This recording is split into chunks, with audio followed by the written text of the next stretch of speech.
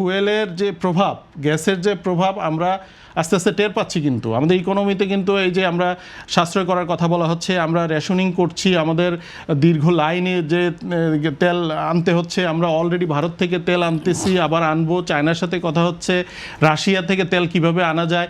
এই যে একটা সামগ্রিক একটা ব্যাপার ঘটতে যাচ্ছে, এই প্রভাব কিন্তু আমরা বিচ্ছিন্ন না। তো পুঁজিবাজারে এখানেও কিন্তু একটা প্রভাব আসবে, কারণ আপনি যখন অনিশ্চয়তা একটা আসবে আপনার মধ্যে, আপনি যখন ক্ষুদ্র বিনিয়োগ করে আপনার তো একটা মানি কিন্তু আপনাকে ইনভেস্ট করবেন, তো আপনার চিন্তা করবেন এই অনিশ্চয়তার মধ্যে আমি কি বিনিয়োগ করব নাকি আমি পকেটে রাখবো আমার সেফটির জন্য।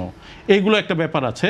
আরেকটা হলো এই যে ধরেন আমাদের এমনিতে তো লিকুইডিটি ক্রাইসিস আছে, ব্যাঙ্কগুলোর লিকুইডিটি ক্রাইসিস আছে, ইন্টারেস্ট রেট হাই আছে, মানে মানুষ বিনিয়োগের জায়গা পরিবর্তন করছে, যে ব্যাংকে যদি রাখে তার একটা ভালো মার্জিন থাকতেছে নিশ্চিতভাবে, এবং সেটা তার মানে পুঁজিবাজারে যে অস্থিরতা সেটার থেকে তো একটু সেফ থাকতেছে। সো সেইখানেও একটা শিফট করছে, এবং ব্যাঙ্কগুলোর যে তারল্য সংকট এবং ইন্টারেস্ট রেটের বেশির কারণে তারা সেখানেও যাচ্ছে না।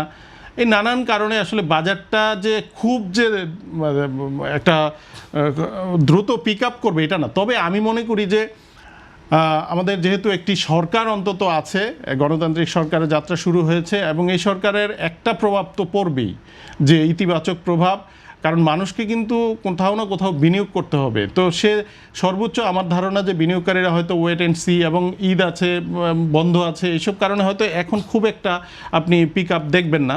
হয়তো রোজার পরে, ঈদের পরে সে আমরা পরিস্থিতিটা দেখতে পারবো, ওয়েট অ্যান্ড সি এর মধ্যে হয়তো থাকবে। কিন্তু আমি সার্বিকভাবে বলবো যে আমরা কিন্তু নানান পরিস্থিতি দ্বারা আক্রান্ত, এবং এই আক্রান্তর প্রভাব কিন্তু বাজারে পড়বে।